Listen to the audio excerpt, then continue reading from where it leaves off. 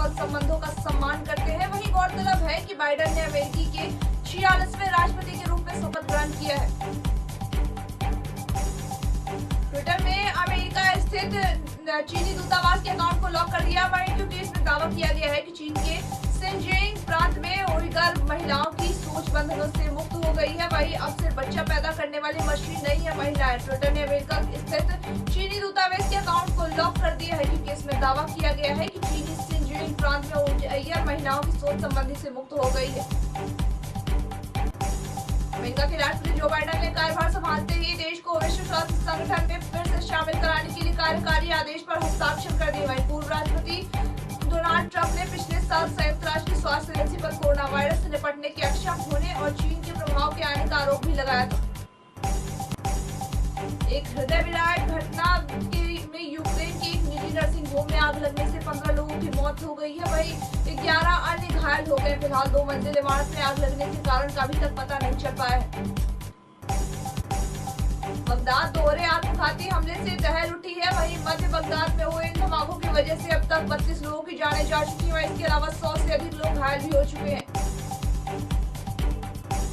प्रधानमंत्री Narendra Modi video conferencing से अहम के तेजपुर विश्वविद्यालय के 18वें दीक्षांत समारोह में हिस्सा लिया। वहीं प्रधानमंत्री वीडियो कॉन्फ्रेंसिंग के जरिए समारोह में शामिल हुआ। इस कार्यक्रम में असम के मुख्यमंत्री सर्बानंद सोनोवाल भी शामिल थे।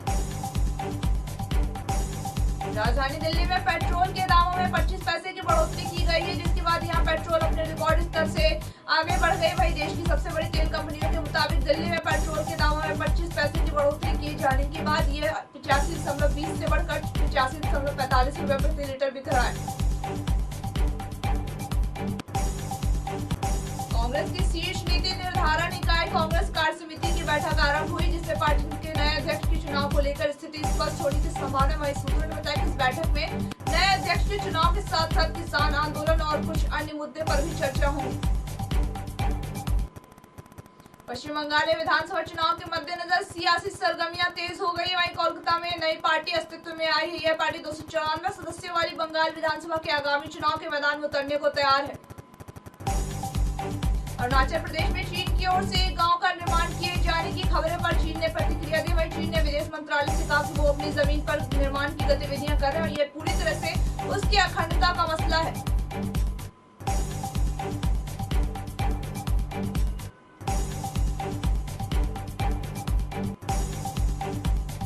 केंद्रीय जांच एजेंसी सीबीआई ने यूके की कंपनी कैम्ब्रिज एनालिटिक के खिलाफ केस दर्ज किया है। वहीं 5.62 लाख भारतीय फेसबुक यूजर्स का डाटा चोरी करने के आरोप में यह मामला दर्ज किया। वहीं सीबीआई ने इसी मामले में यूके की एक और कंपनी ग्लोबल साइंस रिसर्च के खिलाफ भी कार्रवाई शुरू कर दी है। बिहार के मुख्यमंत्री का सोशल मीडिया पर गुस्सा कहीं छिपा नहीं। वही नई बात नहीं है ये। वही अपनी सभी सार्वजनिक सभाओं चाहे वह सरकारी हो या फिर पार्टी फोरम में नीतीश सोशल मीडिया पर पोस्ट को अपनी सरकार के खिलाफ गलत भ्रामक और झूठी सूचनाओं से भरा हुआ बताते हैं। भारतीय जनता पार्टी के राष्ट्रीय अध्यक्ष जेपी नड्डा ने लखनऊ आते ही मंत्रियों को अनुशासन समझाना शुरू कर दिया है। वहीं जेपी नड्डा ने मंत्रियों से साफ कहा कि हम भाव से नई टीम वर्क मजबूत करेंगे और जेपी नड्डा इन 2 दिवसीय प्रवास के लिए लखनऊ भी पहुंचे हैं। अयोध्या में राम मंदिर के निर्माण के लिए खुद को एक स्थानीय फर्जी संगठन के बताकर लोगों से कथित तौर पर चंदा इकट्ठा करने के आरोप में 5 लोगों पर केस दर्ज कर दिया गया। वहीं इन 5 आरोपियों में से एक आपराधिक रिकॉर्ड भी रहा है। एसटीएफ ने नोएडा के मेडिकल कॉलेज से किडनैप किए गए छात्र को सुरक्षित ढूंढ लिया। वहीं एसटीएफ ने इस मामले में 3 लोगों को गिरफ्तार भी किया। वहीं किडनैप किया गया छात्र गौरव हल्दर उत्तर प्रदेश के गोंडा का रहने वाला बताया जा रहा है।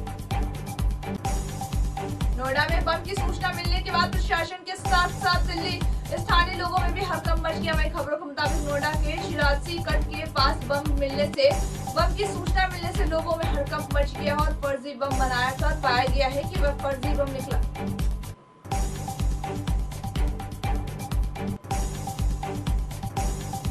उत्तर प्रदेश की योगी सरकार यूपी दिवस के अवसर पर हुनरमंदों को सम्मानित करने जा रही है। मुख्यमंत्री योगी आदित्यनाथ की पहल पर वर्ष 2018 से शुरू इस दिवस का एक चौथा आयोजन होगा। यूपी की इस खूबी का आप भी भर कर दीदार कर सकेंगे।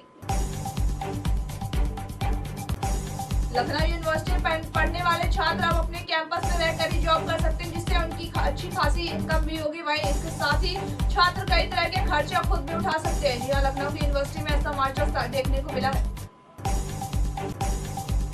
औद्योगिक सुरक्षा बल के असिस्टेंट सब इंस्पेक्टर के 690 पदों की नौकरी के लिए युवाओं से आवेदन आमंत्रित किया गया। वह इच्छुक और योग्य उम्मीदवार इस पद के लिए आवेदन कर सकते हैं।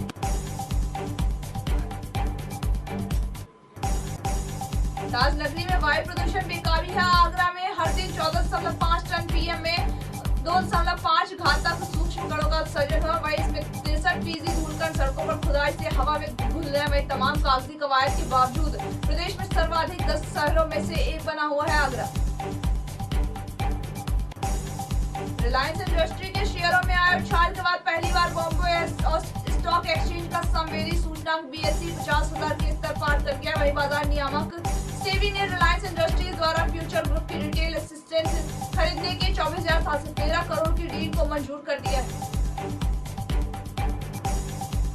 भारतीय रिजर्व बैंक ने पेंशन भोगियों को गलती से दिए गए ज्यादा पेंशन की वसूली के लिए जारी सर्कुलरों को वापस ले लिया। वहीं आरबीआई के इस कदम से लाखों पेंशन भोगियों को बड़ी राहत मिली। इसके साथ ही आरबीआई ने नई अधिसूचना भी जारी की है। अडानी टोटल गैस और टोरेंट गैस दोनों भारतीय गैस एक्सचेंज के पहले रणनीतिक निवेशक बन गए। वही दोनों ने IGX में 5% हिस्सेदारी की खरीद भी की। वही भारतीय ऊर्जा एक्सचेंज ने इसकी जानकारी भी दी है। जन सम्राट नरेंद्र चंचल इस दुनिया को अलविदा किया गया। वही नरेंद्र चंचल का निधन 80 वर्ष की आयु में हुआ था। वह दिल्ली के अपोलो अस्पताल में भर्ती थे। चलो बुलावा आया है जैसे अच्छे भजनों को वो गाकर अपनी भी दिखा चुके हैं। नेताजी सुभाष चंद्र बोस की 125वीं जयंती पर पूरे देश ने मनाई। वह भले ही आज हमारे बीच नहीं है, लेकिन उनकी बहादुरी के किस्से हमें आज भी उनकी याद दिलाती है। बॉलीवुड के मशहूर कॉमेडियन जॉनी लीवर की बेटी जेमी लीवर अपनी कॉमेडी के साथ साथ डांस के लिए भी जानी जाती है। वहीं अपने यूट्यूब चैनल पर वो डांस के वीडियो से खूब सुर्खियां बटोरती है। जेमी लीवर ने फिर एक डांस वीडियो शेयर किया जिसमें वो सॉन्ग पर जबरदस्त डांस करते हुए नजर आ रही है।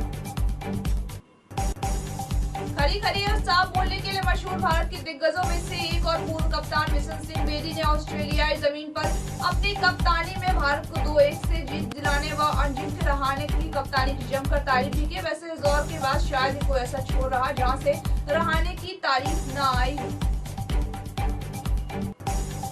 बड़ौदा क्रिकेट संघ ने अनुशासनहीनता और खेल का अपमान करने के लिए सीनियर खिलाड़ी दीपक हुड्डा को सजा दी है। हुड्डा सैयद मुश्ताक अली T20 टूर्नामेंट की शुरुआत से पहले शिविर छोड़कर चले गए थे। वहीं कप्तान कृणाल पांडे से झगड़ा होने के बाद हुड्डा घरेलू T20 टूर्नामेंट में भी शुरुआत की पूर्ण संख्या पर टीम को छोड़कर चले गए थे।